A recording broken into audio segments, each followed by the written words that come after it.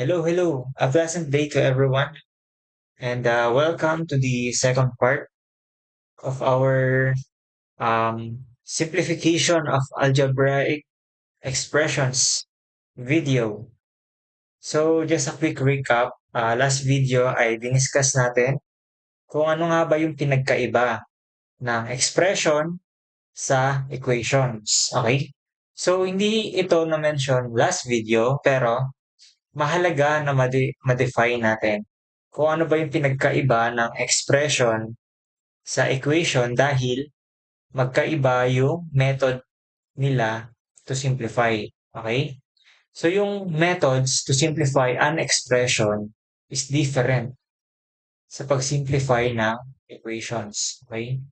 So for this video, for this topic, we're focusing only for expressions lang. Okay? So mahalaga na well-defined sa ating lahat kung ano nga ba ang kahulugan ng isang expression, ano yung bumubuo sa expression, and ayun yung diniscuss natin last video. So, just in case na hindi nyo pa napapanood yung tinutukoy ko, make sure na panoorin nyo yung part 1 of this topic, simplification of algebraic expressions. Okay? So, diniscuss doon yung structure ng isang term. And then, paano mag-add, subtract, multiply, and divide ng like terms and hindi like terms. Okay? So, ngayon, application na tayo ng mga itinuro last video. So, without further ado, let's start with the first problem. So, we have here 2x plus x minus y plus 2z. So, it belongs to the addition of terms, di ba? And then, una nating hahanapin is yung like terms. So, seeing this problem, ang like terms dito is yung 2x at yung x lang. Okay? And then, they are combined, no? Using the addition operation. Okay? So, kaya nabanggit ko na it belongs to the addition of terms. Okay? So, applying yung tinuro ko last time, ang unang gagawin to simplify this is very easy. Just copy the common variable, di ba? X. And then, anong i-add natin? Yung coefficients lang yung titignan. So, the first term we have 2, the second is 1. 2 plus 1 is, tama, 3. And then, simply copy the remaining terms. Minus y plus 2z. So, bakit ulit hindi na kayang i-combine pa yung minus y plus 2z? Dahil hindi sila like terms. So, magkaiba sila kasi na variables. So, the simplified version of this is 3x minus y plus 2z. So, ito na yung ating final answer. Di ba? Ang bilis lang. So, now let's proceed to the second problem. So, for the second problem, we have 2x plus x squared minus y cubed plus 3y squared. Okay? So, yung expression na meron tayo ngayon is it still belongs to the addition and subtraction of terms, di ba? So, first rule or first step na ating ginagawa is hanapin yung like terms. So, kung mapapansin natin sa given, meron tayong x and y lang na variables. Okay? So, two types of variable lang, x and y. So, una nating tignan is yung x. So, sa x na variable, meron tayong 2x and x squared. 2x at x squared. Okay, so applying yung principles last video. Okay? Ang sabi doon, mako-combine lang natin or mapapag-add lang natin yung terms kapag they are similar. Meaning, same sila ng variable. Tapos, same sila ng Tama, exponent. So, seeing this example, mukhang hindi pares ng exponent, tama ba?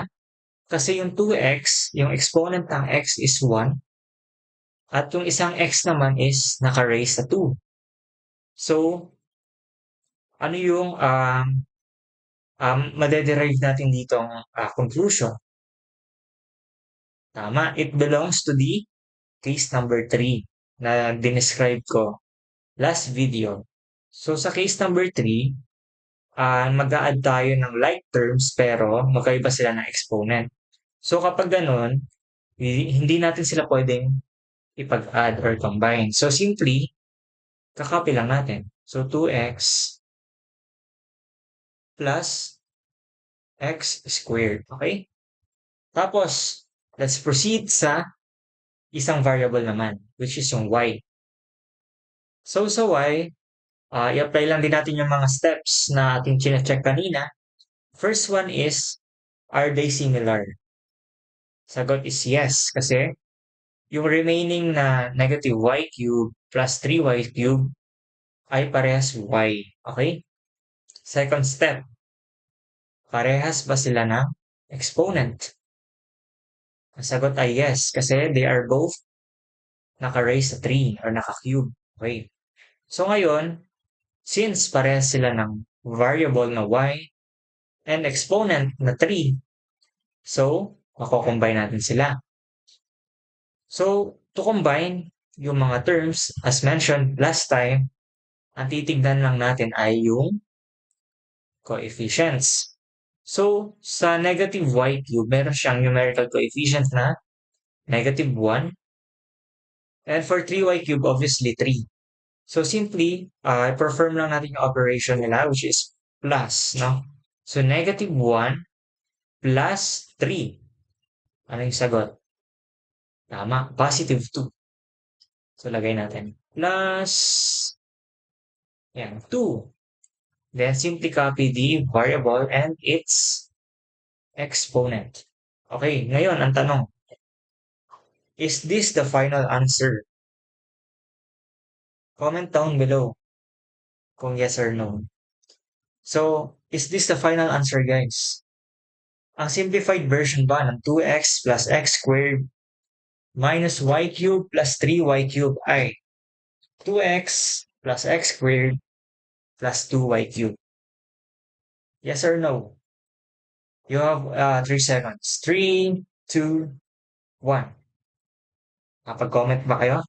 Ayan. So, ang sagot ay hindi po. Hindi pa. Kasi ang hinihingi is simplified, di ba? Simplified version or simplified expression dapat. So, paano natin malalaman ba na hindi pa siya simplified? So, kung titignan natin itong example,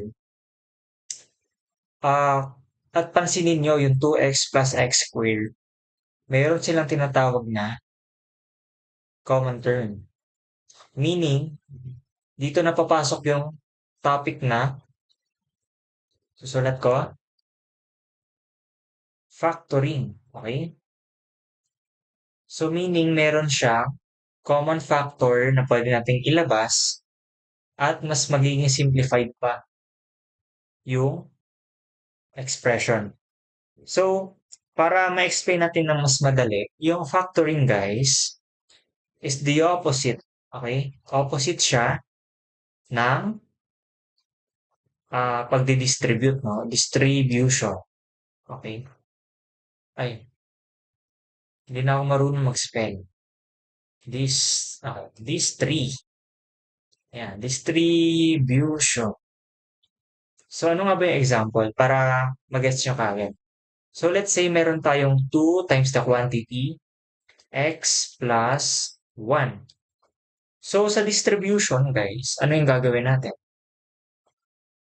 So, for the distribution, yung 2, times natin sa x at sa 1. Okay? So, simply, 2 times the quantity x plus 1 can be expanded, no, by 2. 2x plus 2. Yan. So again, yung 2x times the quantity x plus 1 can be expanded to 2x plus 2. Okay? So ngayon, itong factoring is the opposite.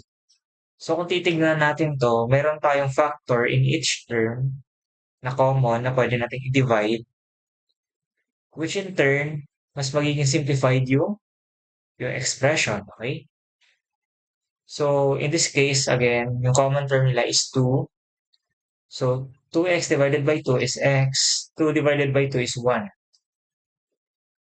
Paano ma-check kung simplified na? Yung x plus 1 by may common term. Wala na, di ba? Well, meron 1, pero other than 1 is wala na. So, ito na yon, simplified niya.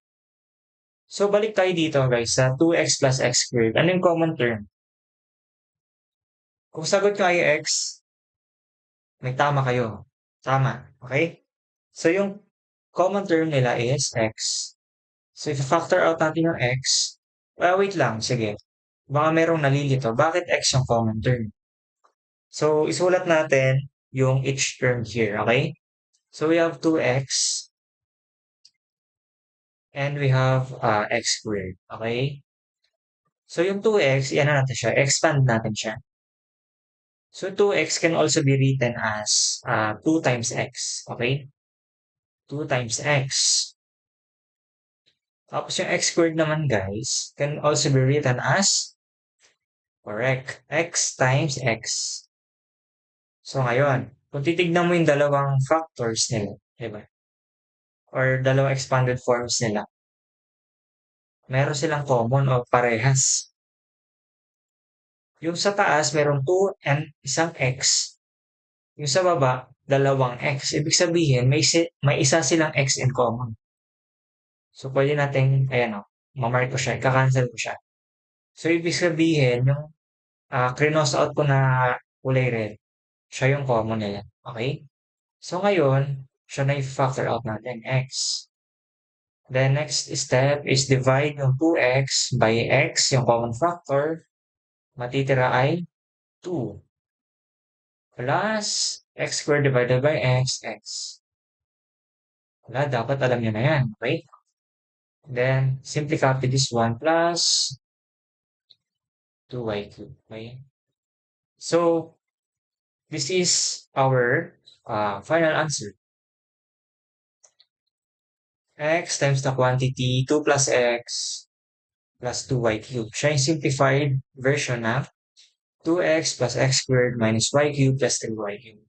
Okay guys, so before we proceed to the next problem, just in case that there are topics here or principles dito na hindi nyo na-gets, no? So don't hesitate to comment and ask for help, no?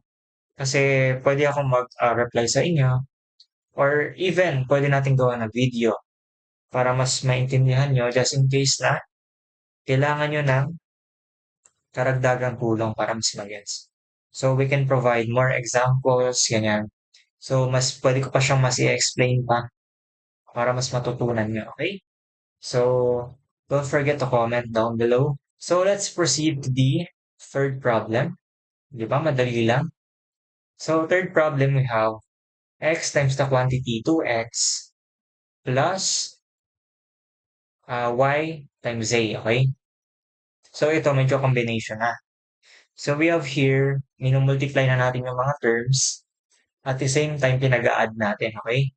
So combination na ito na sa addition rule natin last time, yung first video, at yung multiplication rule, di ba? So each rule doon guys, mayroong 3 cases. So just in case na hindi nyo pa napanood, I suggest panoorin nyo. Kasi big help siya para mag-gets nyo yung tinutukoy ko dito, okay? So, let's start. First things first, okay? Dapat alam nyo yung word na PEMDAS. Okay? Mahalaga yan. PEMDAS. So, I'm sure you are familiar with the term PEMDAS. So, yung PEMDAS, guys, it pertains, no? Ang tinutukoy niyan is yung order kung paano nyo isosolve yung isang problem. or yung isang expression o yung isang equation. PEMDAS. So, ano yung order po dito? Paano pagkakasunod-sunod niyan? Left to right, no? So, start ka sa P, pupunta sa S, okay? So, PEMDAS, ayan. So, P stands for parenthesis, E for exponent, M for multiplication, D for division, and addition, subtraction, okay? So, here's the problem natin. Kung makikita nyo, meron tayong mga parentheses, okay? So, dagdag kaalaman na lang din. I'm sure most of you are familiar with this naman na. Pero sa algebra kasi guys, no, yung term na multiplication is written in different forms, no? When we say multiply, sulat ko, when we say multiply, it is oftentimes denoted or sinusulat siya in the form of parenthesis o kaya X, pwede ring asterisk or simply dot, di ba?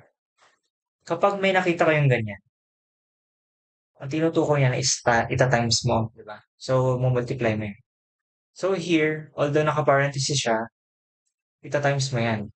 So, you can consider it as P. Also, pwede rin siya M, okay? Either way. So, either way naman, mas mauuna yung P or M sa addition or subtraction, meaning, you have to simplify this first, itong mga to, bago mo intindihin tong plus, okay? Ganun yung tinutukoy ko. So, sige. Start first with itong magka-pair na to. X and 2x. So, kaya ba natin silang i-times? So, again, as mentioned sa first video, sa multiplication rule ng mga terms, no? Kaya ba natin silang i-multiply? Ang sagot ay yes, dahil sila ay like terms. Paano nasabing like terms? Pareha sila may variable na x. Next question, magmamatter ba ang exponent nila? Kung sa addition and subtraction, nagmamatter na dapat parehas ng exponent, dito sa multiplication, hindi na nagmamatter. So, kahit sabihin pa natin naka-squared to or cube yung isa, as long as pareha sila ng variable, pwede mo silang ipag-times. Again, sa multiplication ng terms, as long as parehas sila ng variable lang. Hindi mo naiisipin yung exponent kung parehas pa ba na exponent. As long as the same variable or simply they are like terms, no? Pwede mo silang ipag-times, okay?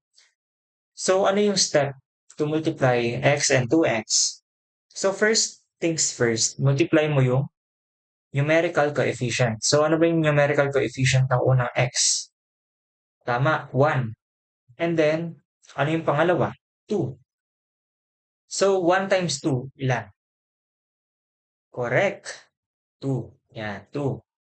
Then, copy mo yung x. Tapos, ano yung sabi ko? This is under case number 1, guys. Kung pinanood yung video, i-add mo, tama. I-add mo yung exponent. So, meron tong exponent na 1. Yung isa 1 din. So, 1 plus 1 is 2. Okay. So, ibig sabihin, x times 2x is simply 2x squared. Okay? Tapos, copy natin yung plus sign. Simplify natin itong pangalawa. Okay? So, we have y times z. Okay? So, this falls under the case number 2 siya, di ba? So, nagmumultiply tayo ng magkaibang variables. So, they are not like terms. Hindi sila similar. So, simply, hindi sila pwedeng ipag-times. So, anong sagot dyan? Y times z. Pagtabihin lang, di ba? So, y multiplied by z is simply yz. Okay. So, ngayon, ayan. Sa PEMDAS na nagawa na natin yung P o kaya yung M, di ba? Ngayon, we are left with plus na lang. Hindi pa natin na-execute na operation. So, ngayon, pwede pa itong ipag-add. So yung previous two examples natin ay nag-addition tayo. And yung isa sa mga rules doon or step doon is dapat like terms. Sila ba ay like terms? Hindi, di ba? Kasi ito ay x, ito ay y, z. So, hindi sila similar ng variables. Therefore, hindi sila pwedeng ipag-add. So, yung 2x squared plus yz, simply 2x squared plus yz. So, ito na yung ating final answer. And also checking it, no? Kung may common term ba sila, wala naman na, di ba? So, that will be our final answer. And then now, let's proceed to the fourth problem. Ayan. So, for the fourth problem, we have x squared multiplied by x raised to negative 5 plus y times y cubed multiplied by z raised to negative 1 quantity squared.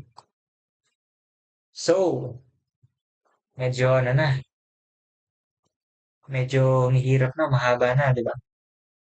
So, siguro some of you ay medyo nai-intimidate na konti at medyo nahihirapan na sa unang tingin pa lang. Pero it's actually very simple lang as long as you follow the principles at you take it step by step. So, as long as you sundin nyo lang yung mga previous na tinuro ko, yung previous examples, masasolve nyo to, okay? So, remember, yung word na PEMDAS. Mahalaga yan, guys. No? Every time na magsasolve kayo, dapat nasa likod ng utak nyo pa, guys. Palagi nyo naiisip dapat yan, okay? So, for this example, gusto kong i-treat nyo yung parentheses na times, okay? So, it belongs to the M category. Diba na-mention ko previous slide? Ayan, na yung multiply is written siya in different forms. Na pwedeng parentheses, pwedeng X, pwedeng asterisk, pwedeng dot. Okay? So here for the fourth example, gusto ko i-treat nyo yung parentheses as multiplication. Okay? So kung yung mga parentheses dyan ay M, ano yung mas nauna sa M? Diba E saka P? Okay, so since parentheses ay multiply, ang hindi pa natin na-tackle is yung E, di ba? Yung exponent. At kung mapapansin nyo, sa number 4, marami siyang exponent, di ba? So, I want you to focus muna sa z raised to negative 1 na naka-raise sa 2, di ba? Squared. So, paano ba mag-simplify ng variable? Unang-una, ito negative, no? Negative, tapos naka-raise pa siya sa isa pang exponent. So, sulat natin yung sample dito. We have A raised to B. Yan. Tapos, naka-raise sila sa C. Ganyan. So, how to simplify this? Simply, you will multiply yung exponent. Diba? Direct lang. So, copy mo yung coefficient or copy mo yung variable, which is yung A. Tapos, multiply mo exponents mo. B times C. So, BC. Okay? So, for this one, Z raised to negative 1. Tapos, naka-raise sila both sa 2. So, to simplify that, it will be Z negative 1 times 2. Negative 2. Okay? So, very, very simple lang, di ba? So, na-execute na natin yung E part. Tapos itong mga natirang exponent dito is the same na sila sa mga previous examples na sinolve na natin. Tama? Na yung pinag-a-add, pinagta-times, gano'n. So, if nakinig kayo sa mga previous examples, hindi na kayo intimidated by this one kasi alam nyo na paano sila i-tackle. So, ngayon, since sinimplify natin tong z raised to negative 1, raised to 2, di ba? So, i-rewrite ko muna siya. Okay? So, we have x squared So x raised to negative 5 plus y multiplied by y cube. Tapos, we have here, ah, sige, i-mention ko na lang ngayon na kapag naka-encounter kayo ng variable na mayroong negative exponent, pwede nyo i-convert yung exponent niya itong positive into positive by simply ibababa nyo lang yung variable. So, meaning, i-reciprocal nyo siya. So, magiging 1 over, copy mo yung variable z. And instead of negative 2, magiging positive 2. Ayan, positive 2 yan. Ayan. So, di ba? Simple. 1 over z squared. Kasi gusto natin positive lahat. Pero pwede nyo naman isolve yan kahit naka-negative 2. Okay, so, with that, proceed na tayo. So again, PEMDAS guys. Palagi kayong magre-refer sa PEMDAS. So here, again, na-mention ko sa pinakauna-una pa lang, na yung parenthesis dito, iti-treat natin siya as times. Dahil nga, multiplication can be written as parenthesis as well. Okay? So kung naka-times yung parenthesis dito, siya yung m. Ano pa yung isang operation na present sa expression natin? Plus, di ba? So, magtatabi, M and A. So, mas nauna yung multiplication. So, unahin natin yung mga terms na dapat i-times. Okay? So, let's start with x squared times x raised to negative 5. First question, or step number 1. Are they similar? Sagot ay yes. And we are under the multiplication rule. Okay? So, nagmamatter ba ang exponent? Hindi na, kasi nagta-times tayo. Kapag mag-a-add tayo, magmamatter yun. As mentioned din sa mga previous example. Pero since nagta-times, ang nagmamatter lang is dapat parehas sila ng variable. Okay? So since they are both x, they can be multiplied. Okay? So step 1 ay multiply the coefficients. So they both have 1, di ba? As their coefficient. So 1 times 1 is 1. Hindi ko na lang ilalagay guys na. Kasi ganun yung common practice. And then, or sige, sulat ko na. So 1. 1 times 1 is 1. Then copy the variable. Okay? Tapos, since we are multiplying yung variables, similar variables, ipapag-add natin ang kanilang exponent. So we have 2 plus negative 5 or simply 2 minus 5. Ano yung sagot? Negative 3. Okay? Tapos copy mo to plus, simplify natin to. Paano po yan? Tatlo magkatabi. So, mukhang hindi po natin yan mako-combine kasi ito y, tas ito z eh. Paano po kaya yun? So, sa multiplication guys, actually pwede kayo pumili. Hindi naman kasi dapat lahat ito times mo sabay-sabay. Okay lang kahit dalawa lang. Ayun ang minimum requirement. 2 terms yung pwede mong i-times. Halimbawa, ito tatlo. Pwedeng y and y cube lang yung tignan mo. Huwag mo na papansinin. Okay? Para hindi kayo malito. So, we have like terms muna. Ito muna titignan natin. Y saka y cube. So again, they are common term, like terms. Tapos din na nagmamatter ng exponent. So simply, times muna natin yung coefficients nila. So 1 times 1 pa din. So 1. Tapos copy y. Tapos i-add ang kanilang exponent. So, ano yung mangyayari? 1 plus 3. Magiging 4. Okay? Then, since yung natira is naka-z, di naman siya y, so hindi siya mako-combine kasi di sila parehas. Kakopy mo na lang siya. So, 1 over z squared. Okay? So, since ginawa natin dito, ginawa natin positive yung exponent, Gawin natin siya dito rin, di ba? So, ito ay x raised to negative 3. So, paano ulit gagawin? I-reciprocal, so ibababa mo lang, tapos magiging positive. Okay? Plus, y raised to 4. Ay, sige. Ibababa ko na siya. I mean, ipapag-times ko na sila, okay? So, numerator times numerator is copying denominator. So, you have y raised to 4 over z squared, okay? So, pwede na ito guys, no? As final answer or another uh, final answer will be kapag iisang fraction lang sila. Comment down below din guys na kung gusto nyo gumawa ng video regarding this.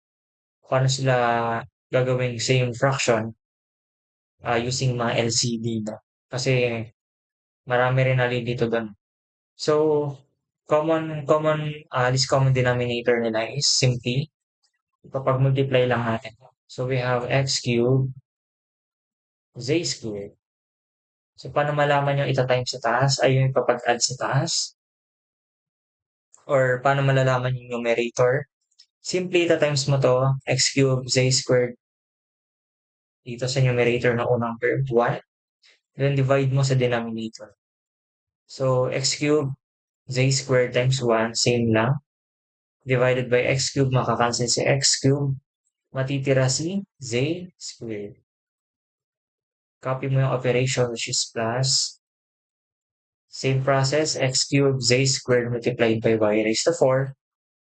Tatabi mo na siya dun sa dulo kasi magkakaibang variable sila, hindi sila makakombine. Then, divide z squared. So, makakancel si z squared. So, ang matitira, x cubed y raised to 4. So, yan. So, either of the two guys can be considered as the final answer. So, ayun guys, that's it for the fourth example. And then, ikakat natin dito na yung part 2. So, yung part 3, sasave natin siya for the next video dahil kung titignan natin yung last example, medyo complicated siya, okay?